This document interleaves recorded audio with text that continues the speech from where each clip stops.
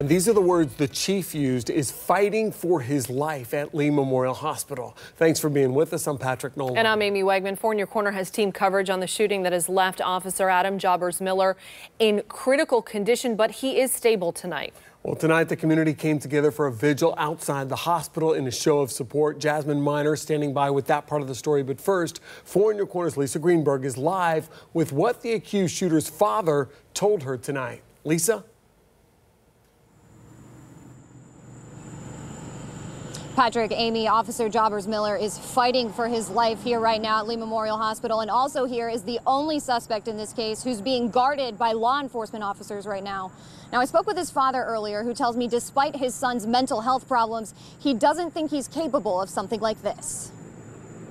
This is the man Fort Myers police say shot and critically hurt Officer Adam Jobbers Miller Saturday night. We've got our guy.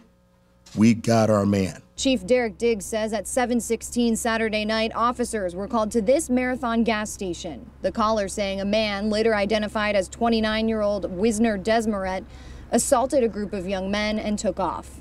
He was found by police nearby 3 minutes later on Flint Drive. Wisner Desmaret fled from our officers, and Officer Jobbers Miller was shot and injured while he was attempting to take Mr. Desmaret into custody after this brief foot chase. He says Desmaret ran back to that same gas station. He was taken into custody during an officer-involved shooting outside the business by additional responding officers. Desmaret has non-life-threatening injuries and is being guarded by officers at Lee Memorial Hospital.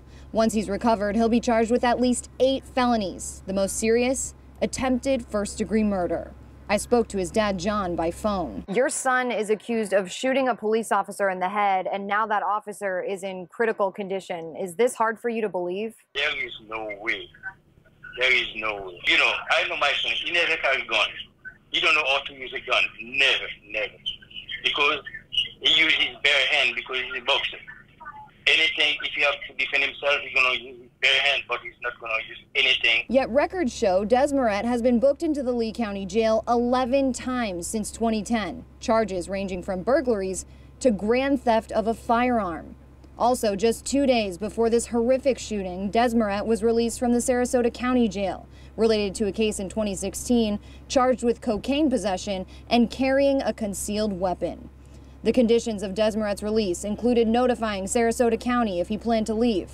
I asked his dad, John, why Desmaret left Sarasota. He went to visit his mom because his mom lives in Fort Myers. Another condition of his release from jail, being in full compliance with taking his medication.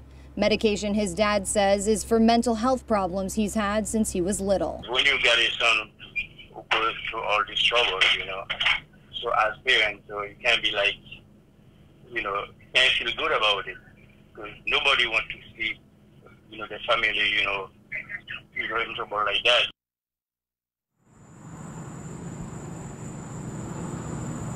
Now, the Florida Department of Law Enforcement is investigating the officer-involved shooting part of this, which is standard protocol in these cases, while FMPD is continuing the investigation, the criminal investigation against the suspect in this case. Meanwhile, FMPD is asking anyone who was a witness to this incident, who may have video of this incident, to come forward. They're also asking for people to call them if they've had recent contact with the suspect.